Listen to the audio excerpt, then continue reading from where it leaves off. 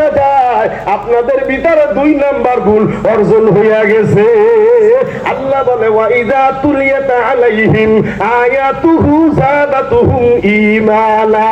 মুমিনের সামনে কোরআনের আয়াত তেলাওয়াত করলে, কোরআনের আলোচনা করলে মুমিনের ঈমান বাড়ে। আব্দুল হালিম যদি 12টা পর্যন্ত বয়ান করে একটা মানুষও উঠবে না। এটা হলো মুমিনের 2য় নাম্বার গুণ। মুমিনের 2য় নাম্বার গুণ।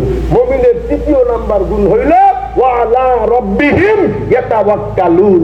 মুমিন যারা তারা সব সময়ের জন্য আমার আল্লাহর উপরে ভরসা করবে। কার উপরে? আল্লাহর উপরে। চেয়ারম্যানের উপরে, মেম্বারের উপরে, কার উপরে? কার উপরে ভরসা করেন? সে যদি দেয় তো পাবেন, না হয় পাবেন। সে যদি খাওয়ায় খাইতে পারবেন, না হয় খাইতে পারবেন। এটা তো না।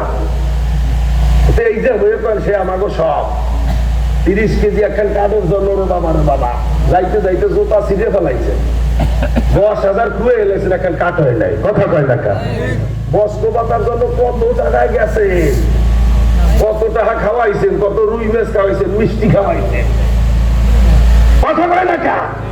আমার মালিক তুই ওই কয়েকদিন যদি আমার কুদরতি পায় সেজদা দিতি, আমার দ্বারা যদি চাইতি, তুই মস্ত মতো তো তুই কয়েকদিন থাকবি, কয় টাকা করে পাবি। আর তোরে দিলে আমার গোডাউন থেকে কমতো না। 30 কেজি গাড়ি 30 মন দিলেও আমার কেউ ঠেকাইতে পারবে? ঠেকাইতে পারবে না। 3য় নাম্বার গুণ মনে থাকবে তো? রিমোট দিয়ে টান দিচ্ছি যে মুমিন যারা হবে তারা কার উপরে ভরসা করবে? আল্লাহর উপরে। মুমিনের 4র্থ নাম্বার গুণ হইল আল্লাযীনা ইউকিমুনাস সালাহ। মুমিন যারা হবে তারা নামাজ কামাই দিবে।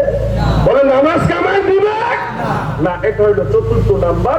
নাম্বার 5 বলবো? নাম্বার 5 আল্লাহ বলে, আমি বলি নাই, অমিম্মা রাযাকনাহুম ইউনফিকুন। মুমিনের 5 নাম্বার গুণ হইল আল্লাহ তাআলা যাকে যে সম্পদ দিছে ওই সম্পদ থেকে একটু আল্লাহর রাস্তায় ব্যয় করতে হবে।